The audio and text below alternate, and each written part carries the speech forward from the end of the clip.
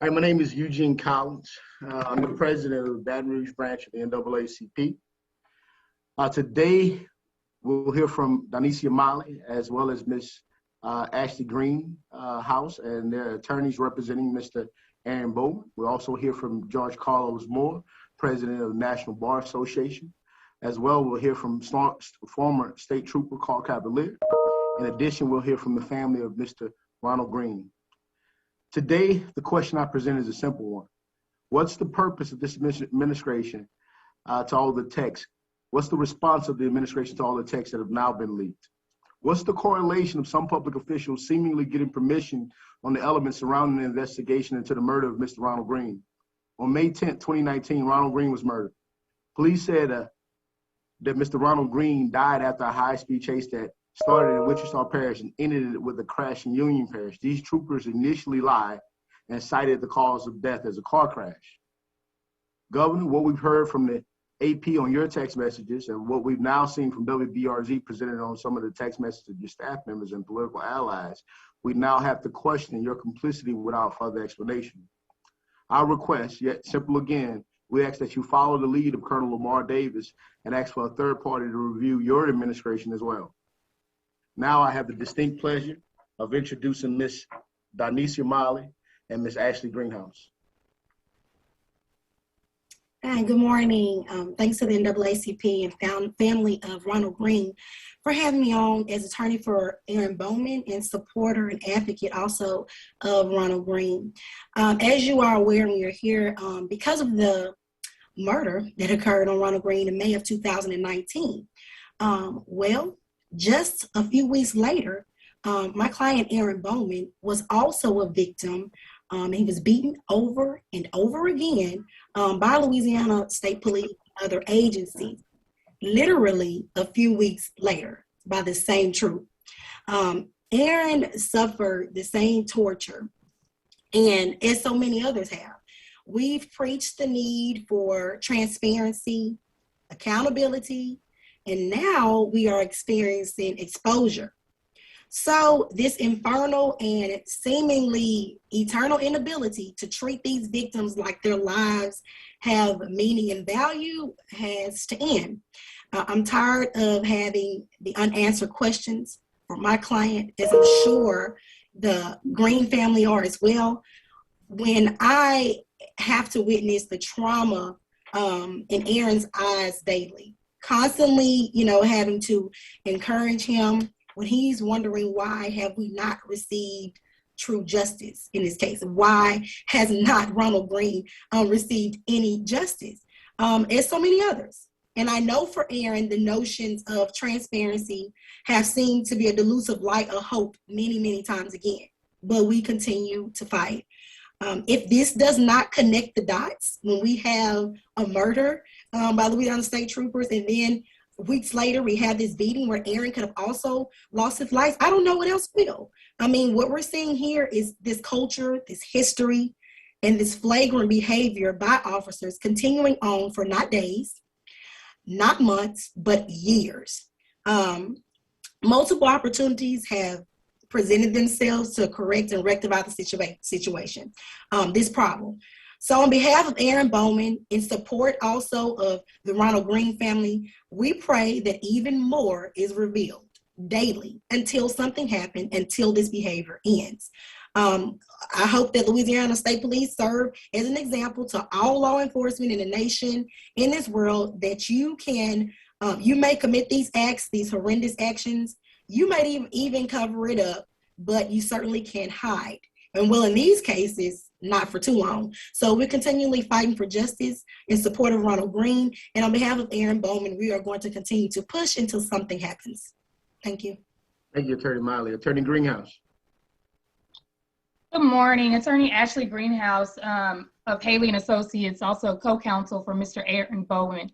We won't shut up. We won't shut up. We won't shut up. Aaron Bowman was beat in the head 18 times in 24 seconds after they violently pulled him out of his vehicle. And of course, how the story goes, far too often, there's a lie, there's a cover-up.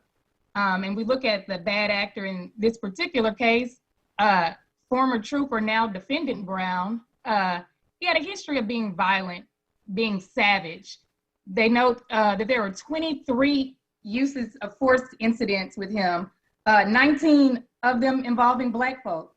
Who is policing the police? We keep asking that question. Mr. Bowman, although he is scarred forever, permanently, physically, and mentally, emotionally, he's one of the lucky ones. He's here to tell his story. He's alive. Far too often, these cases don't end like that. Far too often, we never get to meet the victim because it ends with a dead man. We're left with a dead man and a system empowering badge perpetrators to create false narratives, to conceal evidence, and to continue to plague our communities. And as a result, our communities have no confidence in the system that's supposed to be here to protect and serve. And the communities are gonna start to respond as they will. We've put community leaders and local elected officials in a position where they have no power. They leave their communities that trust them, that elect them in these areas, and they have no power. You can't keep telling them that people they need more time. They don't believe you anymore. So what do we need to do? We know what we need. We need legislative change, and we need it swiftly. We need safeguards in place by way of oversight, some just oversight of police conduct and legal criminal consequences when the bad actors don't serve our community well. Additionally, I think we don't talk about this enough. It's time to treat the victims with dignity and work to quickly resolve the civil cases that remain. You have our victims and the families of victims in the streets garnering support when they should be somewhere healing. So today I would like to leave us with that. We are going to continue to pursue justice for Mr. Bowman and support all victims of police brutality. All right, thank you, Ms. Greenhouse. Now I introduce to you Judge Carlos Moore, who is the president of the National Bar Association. Judge Moore. Thank you, Mr. Collins. I'm here as the president of the National Bar Association on behalf of our 67,000 Black lawyers and judges across the United States and around the world. I say the gig is up, time is up, and we're calling for justice now. I have reviewed the emails, and it is apparent that the governor, the state of Louisiana's highest elected official, was very much involved in the cover-up that took place after Ronald Greene was tragically killed. And so this cannot continue to fester. It is time for action to be taken, and extreme action. I'm calling on behalf of the National Bar Association in my capacity as president on Governor John Bel Edwards to resign. He was complicit in the cover-up. His attorney knew and coordinated the cover-up along with other individuals in the Louisiana State Police, and they need to be held accountable. I don't care if you're a Republican, a Democrat, or independent. If you do wrong, you need to be held accountable, and Black lives should matter to all parties. And so we cannot just assume that Democrats will always do the right thing. The National Bar Association is nonpartisan. During my administration, we have appointed a critical response team to review cases like this and to shed the light of day on these cases. And so it is with dismay that we're calling on the governor to resign. We're also calling on the federal government, the Department of Justice, Civil Rights Division, to immediately oversee the Louisiana State Police. I mean, they have shown time and time again they are not capable of policing themselves or handling their affairs as they should. They need to be overseen by the federal government, Department of Justice. And so we're calling for that. Our thoughts and prayers collectively from the National Bar Association remain with the Greene family, as well as to others that have been injured or killed in the state of Louisiana. Thank you. Thank you, Judge Moore. Next, we'll be hearing from our statewide president for the Louisiana NAACP statewide convention, President Michael McClanahan. Good morning, all. I really appreciate the National Bar Association stepping in and helping and assisting in the way they can with this Ronald Greene murder, because truly it was a murder. It's going to take all of us to bring about change. Louisiana is one of those states that still holds on, that still held on to the 10-2 jury verdict until the Supreme Court says, no, you can no longer convict Black folks because you have 10 whites that say they're guilty. And so we want someone at some point in time in the state of Louisiana to go arrest those state troopers. No matter what the governor said, no matter what the Attorney General has said, no matter what the district attorney has said, no one has said, go and arrest those murderers. That's what they are. If the system works for one, it should work for us all. Go arrest those murderers. Let them hire lawyers. Let them make a bond. They shouldn't have a bond. Let them get their day in court. Right now, they're sitting at home or on desk duty, getting a check, going about fishing and doing what they do in their lives while this morning the friends and family of Ronald Greene are still set to mourn. That shouldn't happen nowhere, no way. And we're here. We're going to continue to fight for Ronald Greene, Aaron Bowman, and those others who have been beaten, brutalized, traumatized by this low-down Louisiana State Police system. And we will not stop until justice is had for everybody. We don't just mean no justice, no peace. We really mean no damn justice, no damn peace. Thank you. Thank you, Mr. President. Next up, we're going to hear from former State Trooper, Mr. Carl Cavalier. Mr. Cavalier and his brave actions were a big reason that this case was brought to light. As a result of Mr. Cavalier's honesty, he was dismissed from the Louisiana State Troopers. Mr. Carl Cavalier. Good morning and good afternoon to some. I don't want us to lose sight of the fact that state police is desperate. They've been desperate from my point of view. You know, before I spoke out, I can tell they were desperate, desperately trying to keep this thing swept under the rug and keep it undercover. As a part of the reason why, you know, I came out to the public and put the information out as I received it.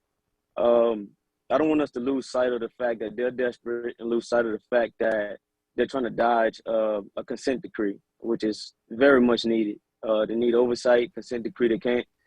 Obviously they can't police themselves anymore.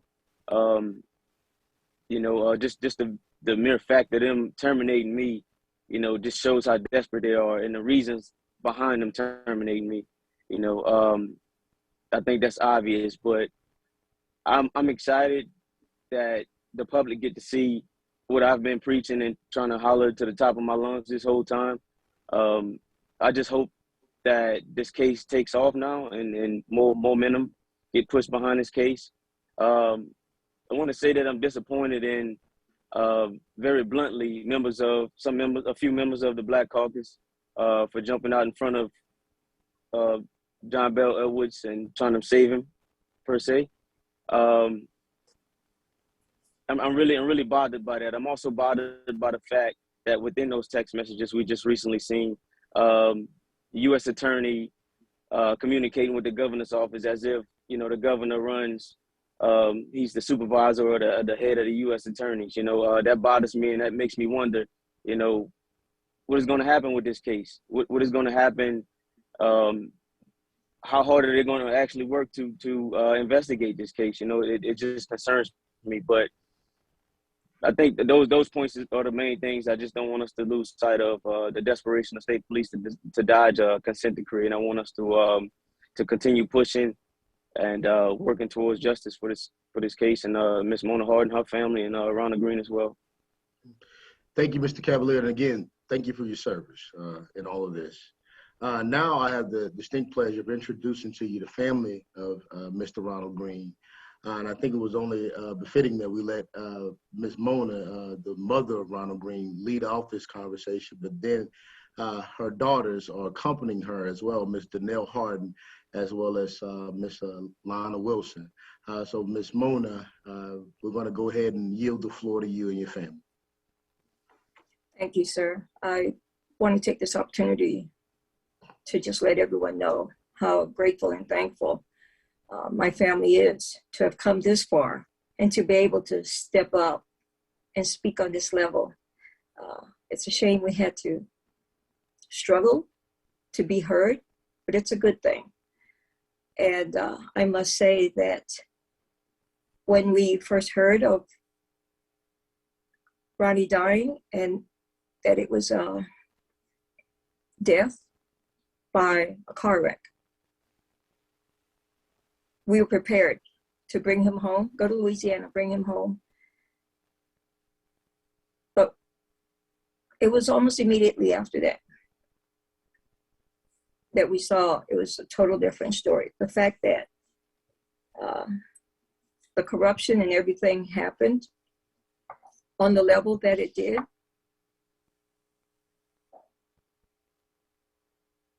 I said earlier, all in God's time. It's with the dignity and the muscle of everyone here. Carl Cavalier, Al Paxton, all the other whistleblowers out there. We would not. It's with the help of these angels, these warriors, that we were able to come to this point. For anyone with any kind of dignity, please continue to do so. This consent decree is something that has to be. It doesn't stop with Ronnie. It has to remain in the state of Louisiana because they've proven way before Ronnie, there's no integrity within the state troop. And the network of evil, this organized crime that's been going on for generations, far too long. This consent decree needs to remain. Mind you, everyone here, the families, there's so many that needs to be heard. I come with a heavy heart because my son was sent to me. I was forced to cremate my son. And he came in this box here.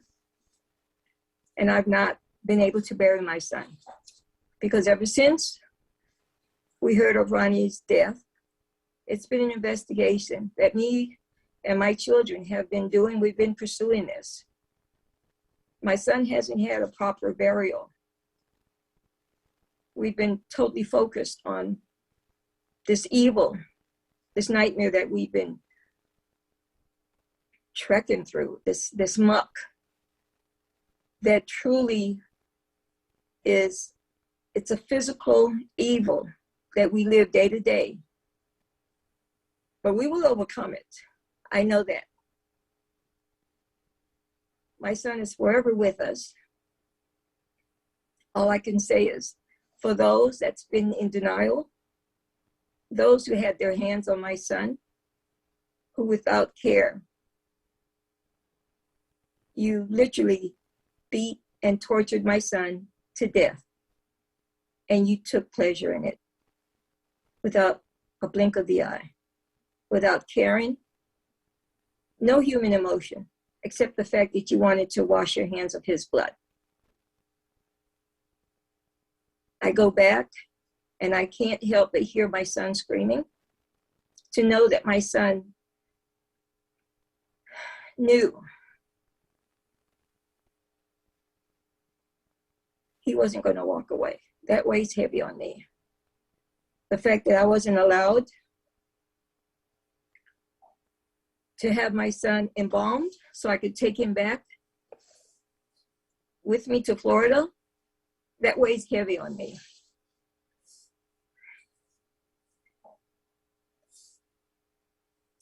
For whatever reason, the first attempt was made, which we still don't know, to pull Ronnie over. He should have been able to see another day. You do what you have to do. These state troopers have been judge, jury, and executioner, and without a care in the world, because they knew Big Brother over them would take care. They wouldn't have to finish. All they had to do is write a narrative, and the top brass behind would clean up their mess. It's a shame, it's disgraceful, it's evil. I'm sickened, I'm disgusted with the governor and all those over him. And when I say over him, the network reaches far out of Louisiana. The fact that we couldn't even get national coverage for so long, it speaks volume on who all else is trying to hush up and trying to protect Governor Bell Edwards, D.A. Belton. The list goes on and on and on. I'm sickened, I'm disgusted that I was in the presence of so many who knew this was wrong, but was able to go home and go to bed, going on 3 years, and live their lives with their families, and let me and my family suffer. I'm sickened. I'm so damn pissed. I'm so angry behind every level that the state of Louisiana, the governor, and all them that runs around him, you're okay with letting my family suffer. But we're not. We're at this point.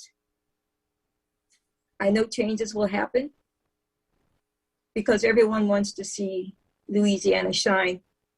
If it ever was a time when they shine, because we're talking about generations of this police brutality in so many communities of color. Louisiana is not the only state. It goes far out. And it's gone on since the beginning of time. It's shameful, it's disgusting. And everyone here who has a platform, who's always had the platform, you need to get out of your comfort zone and you need to make things happen as it should be. Edwards, Belton, all these state troopers, all these top brass, none of you are above the law. You lived a really comfortable life to where you were okay with the narrative you wanted to spin on my son's murder. But you're not above the law. We've come to this point and we will get results. I have no doubt. My son will have his proper burial. I have no doubt. My family will never rest because my son was murdered by Louisiana state troopers, and it was condoned by all of them around him. But at some day we might be able to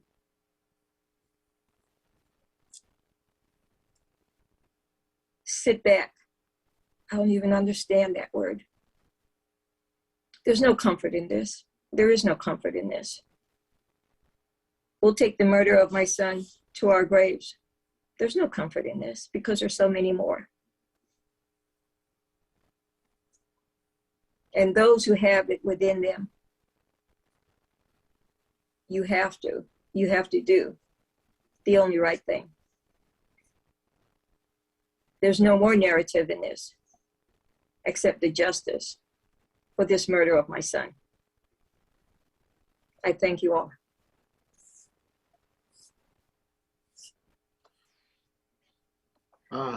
Ms. Mona, thank you. Next up, we're going to go to your daughter, Mr. Neil Harden.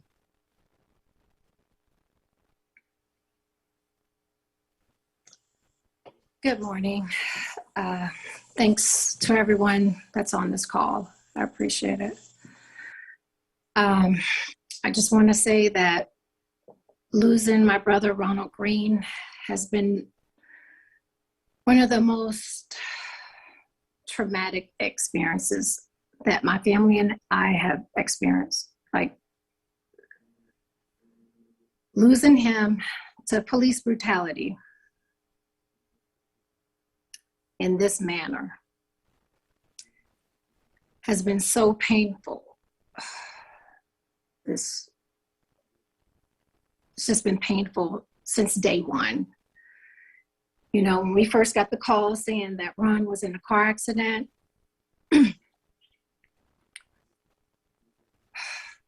I was in total denial.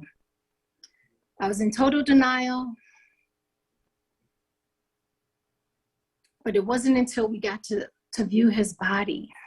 Well, we didn't get a chance to view his body, but we can only see him neck up. And one could tell from the cuts that were on his scalp, the scalp of his head, the bruises on his face. You can tell that there was more to the story.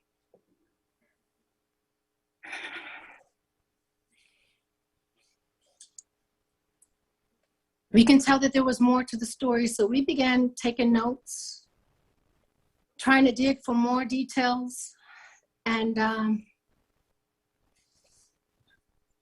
no one would cooperate with us. from the coroner's, the sheriff's office, the funeral director,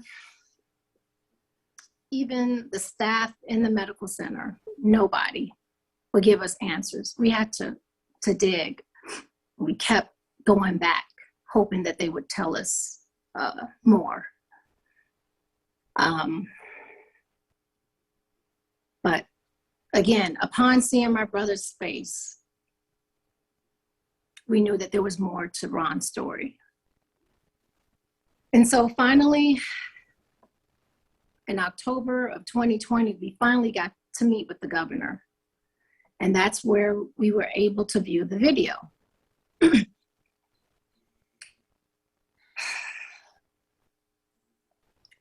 Seeing the very last minutes of my brother alive, screaming, yelling for his life, stating, "I'm scared, I'm scared, I'm sorry, I'm your brother."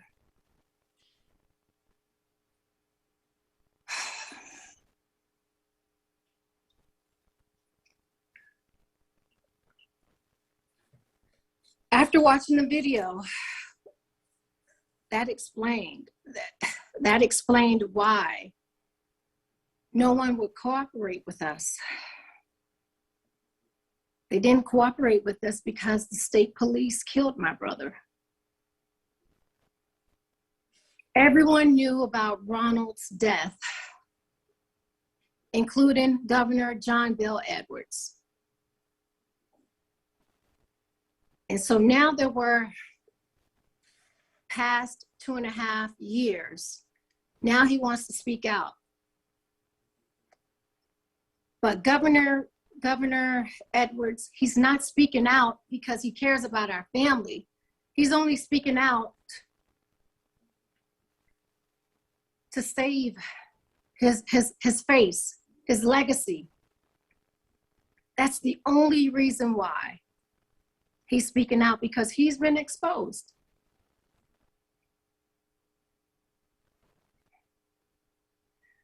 Two and a half plus years is way too late for you to speak out and try to show some concern. It's too late. It's too late, Governor. Governor Edwards, it is way too late. The blood of Ronald Greene is stained on your hands as well. It's way too late. So I am demanding that he resign from his position, and also that criminal charges be filed. Every person that was on the scene when my brother took his last breath, from the police officers, the captain, the volunteers, the detective from Union Parish, you need to be arrested and charged.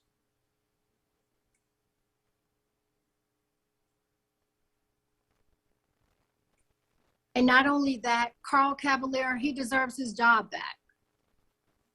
He is standing up for what is right. He lost his career for just being a man of integrity, honesty.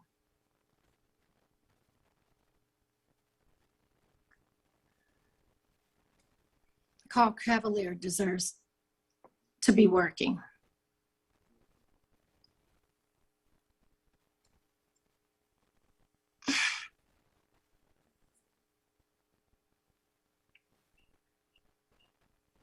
I just pray and I hope that when this is all done and over with, that Ronald Greene's case will set the precedents and they will stop killing us, and that they would treat us as if, like humans.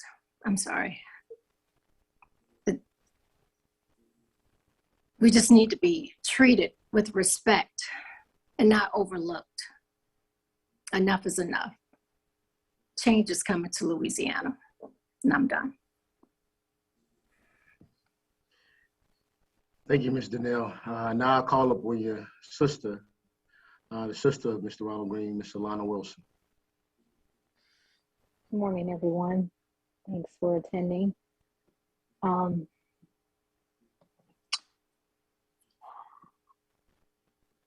In Governor Bill Edwards' live press conference, he stated that the actions that were committed was criminal, and he couldn't say if Ronald was a white man that this same act would have happened.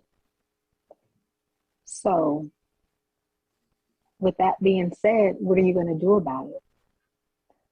You have texts, you have video, you have confessions, and you have pictures of the wrongdoings of your state troopers. Today marks 2 years and 9 months. And someone had to beg you to get up there and say something about it. You continue to lie, said you believe that he died from a car accident, and then you spent it. So the question for my family is, who can we trust in the state of Louisiana? No one. No one is the answer. My prayers and heart goes out to Carl Cavalier and Albert Paxton, who decided enough is enough, because I know that they've seen more than just the death of my brother, Ronald Greene. So we ask for you to put in your letter of resignation, just like the other cowards who you allow to put in their resignation. How can you let employees murder a man? Take the race out of it. You're continuing to murder day after day after day, and you classify it as a car accident, and you want us to sit on our hands? You completely dismembered our entire family. We're hardened by the situation. We're hurt. We're saddened by a system that you think is the great state of Louisiana. Really? You have a badge, and you take that badge, you send out texts talking about how you run Black men down, you kill them. This has been embedded in us when I was a young girl from the age of 6 to 12. This is what the state of Louisiana does.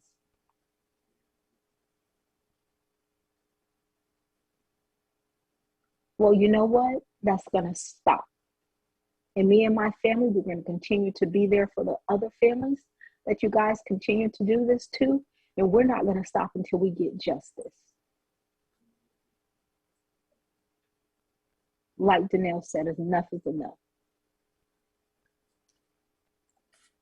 Prayerfully, Ronald's hands will be the last one on your hands. His blood will be the last one on your hands. Thank you. Thank you, Ms. Alana. Now you've heard from all the parties on the press conference today, as well as the members of the Greene family. And now we're going to open this presser up to questions. And I'm going to start off with Mr. Austin Kemker, who's listed first on my right here. Mr. Austin Kemper, do you have any questions? Thanks, Eugene. To the family, which law enforcement agency first notified of your son's death? Was it a sheriff's office? Was it LSP? Who was the first that notified you? And what exactly did they tell you about in that initial contact about how he died? Louisiana State Trooper reached out to me. They told me that Ronald died from a car accident. He hit a tree and he went through the windshield and he died upon impact. And just a quick follow-up, do you remember the name of the officer or who exactly told you that he had hit the tree?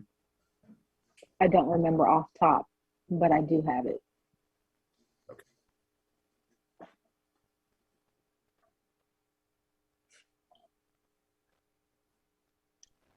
Mr.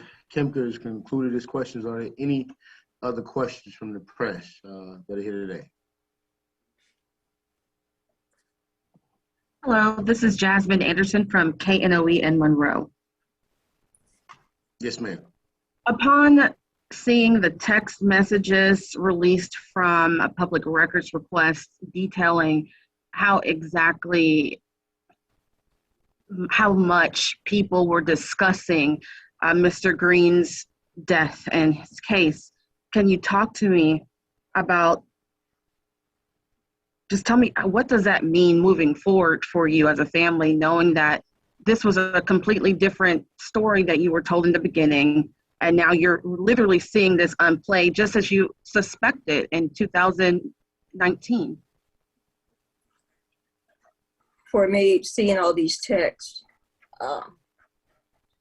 and the conversations around it, it was uplifting. I had chills all over me for the fact that you're looking for the exposure. You're looking for someone to come forward and make this happen, because it's like we were yelling to deaf ears. No one would pay attention. Just knowing that the conversation has started, it re-energizes us. Just knowing that there's commotion going on in the background and they can't continue to bury this. This is the murder of a man. And Louisiana need to disassemble from the top down. They can't continue to investigate their own. That's what it tells me, that this has got totally out of control, this organized crime. I'm just glad that it's happening now. And I hope that the dust never settles. We need to keep moving.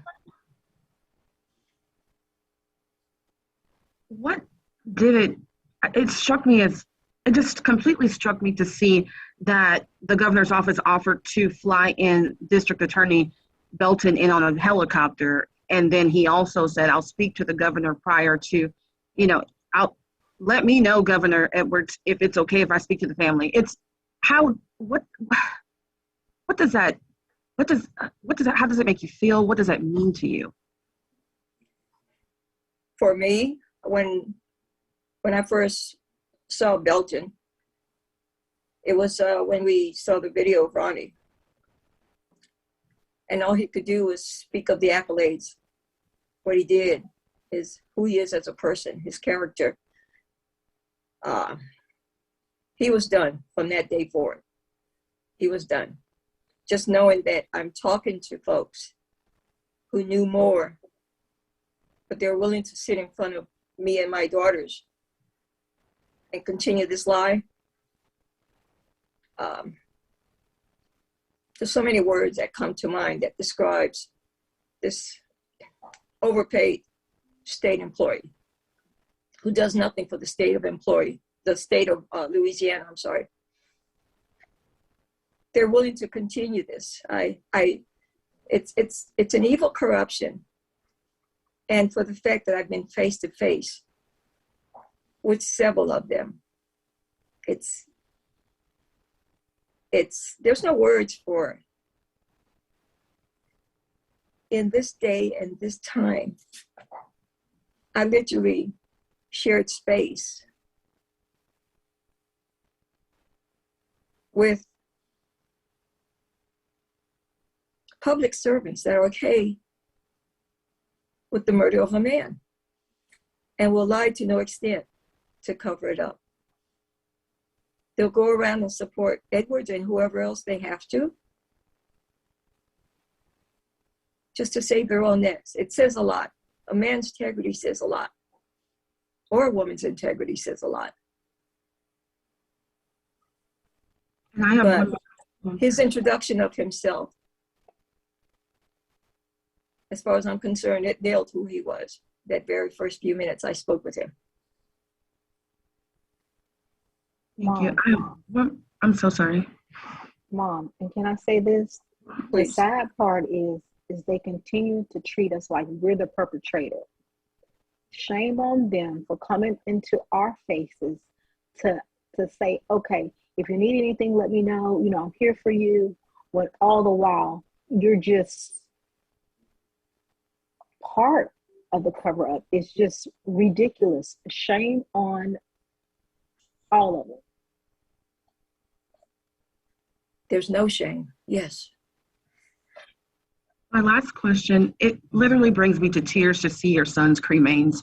Can you talk to me about why it was important for you to display them today?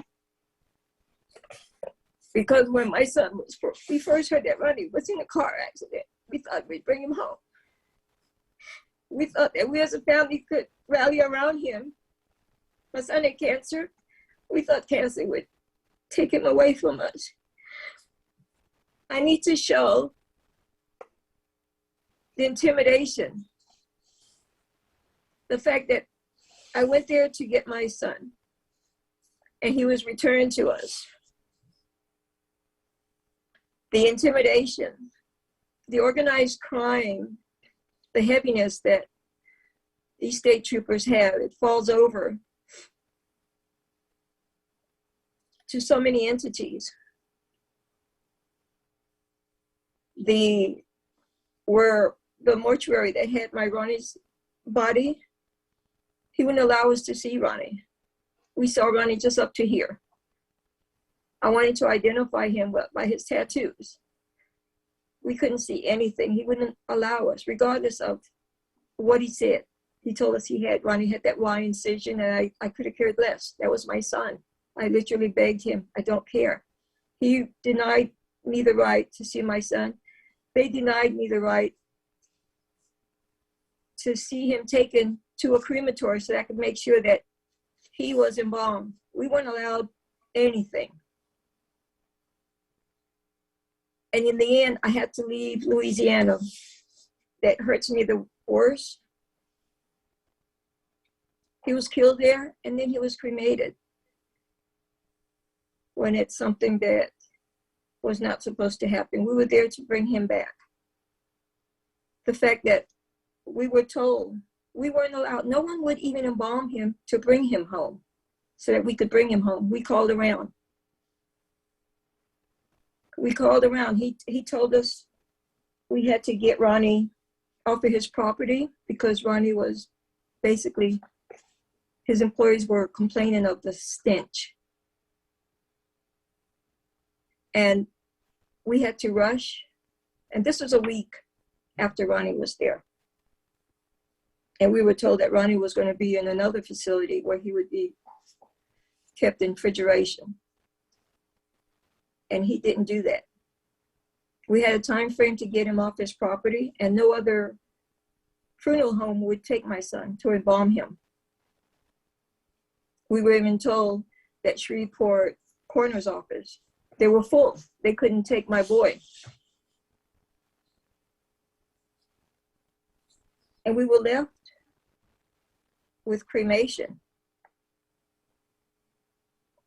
which is what the director of that funeral home was pushing us to do from the very beginning, which is something we did not want to do because we had a second autopsy done a week after Ronnie was killed. This is a reminder of what we had to go through. I had to show this. It's heavy.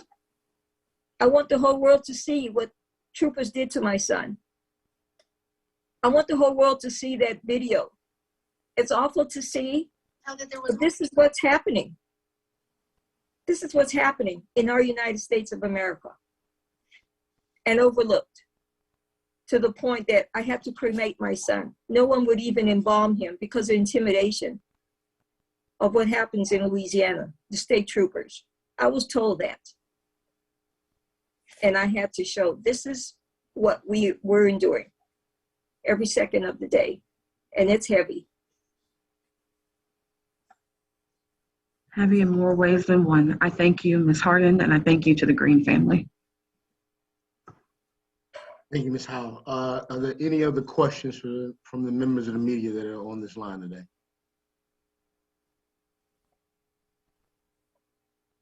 This is Tammy Fields from Spectrum News 13 out of Orlando. I would like to ask the family one question, and this question for you, Ms. Mona. If you had an opportunity to tell the governor anything, what would you say? I'm disgusted that you were allowed to hold the office of governor.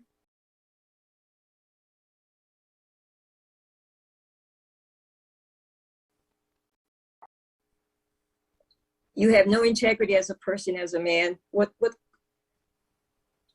controls you to where this is your narrative of who you are, in spite of the fact that you blatantly lied?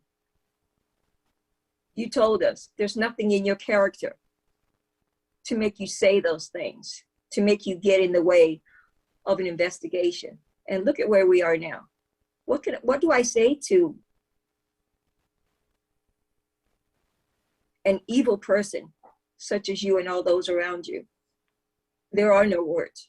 I'm disgusted, I'm ashamed, and you need to be locked up with the rest of them. That's what I say.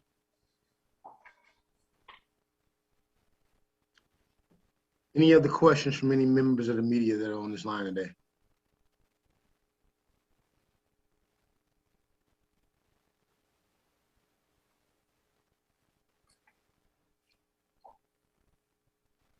All right, one final call. Any other questions for any members of the media that's on this line today? All right, seeing none, is there anything you would like to say before we close out, Ms. Mona? I do. Yes, ma'am. I want the governor. I want Belton. I want all of you.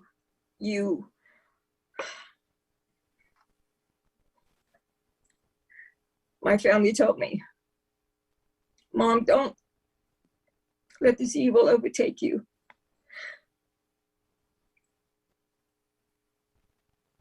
You wouldn't accept your child being put, cremated, and sent FedEx to you due to a murder. How in the hell do you think we're going to accept it? You say it hurts you? No, you're nothing but a damn liar, every one of you. This is my child here. And it was condoned by all of you in Louisiana and whoever else is connected to this organized crime. This is my Ronnie here. And you allowed this to happen. Going into 3 years. I'm disgusted with the whole bunch. And I pray to God, the consent decree, everything that should be done moving forward, because the folks in Louisiana need to be able to walk the streets. They should be able to allow their children to be out in playgrounds and not worry about what's going to happen to them. Will they come home? Can I go out for a bag of groceries and not be pulled over? This biased, racist that you condoned, I pray to God, this brings a change. I thank you all. I do thank you all. Thank you, Ms. Mona. Is there anything you, Alana, or you, Danelle, would like to say before we close out?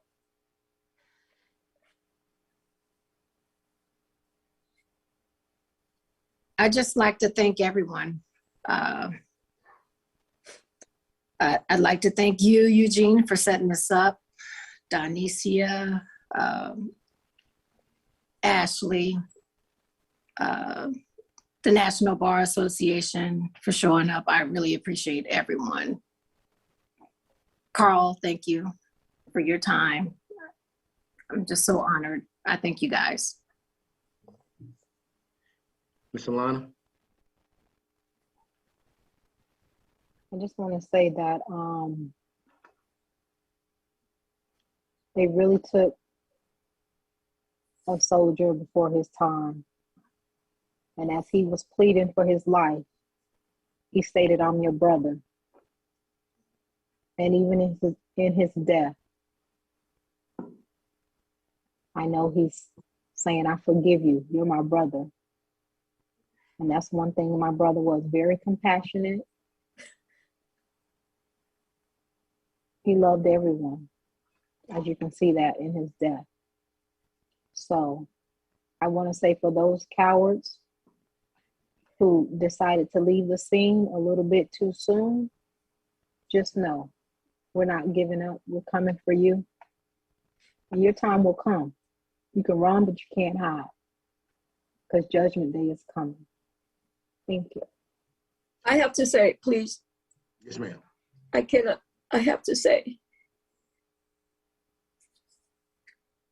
until, if there's even another day when state troopers can walk the face of the earth, unless an assembly is put together with men like Carl Cavalier and Albert Paxton, unless you pick people with integrity to run such a high entity, to patrol the streets, you're not going to have integrity across the board, unless it starts with those men that have character, like Carl,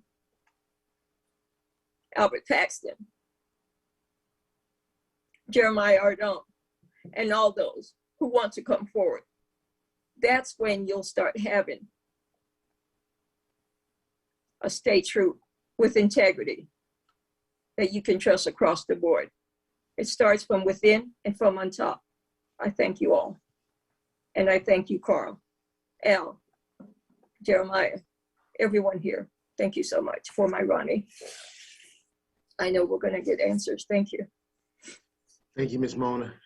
And thank you to all the members of the panel today, as well as all the members of the press that took this time out to share this with us. And I echo the sentiments of everybody, and show our deep gratitude for Mr. Carl Cavalier, who again gave up his career. And one of the field troopers that are probably going to lose their careers for making sure that this case got heard. So thank you all for your time today. We appreciate it. Thank you. Thank you. Thank you all.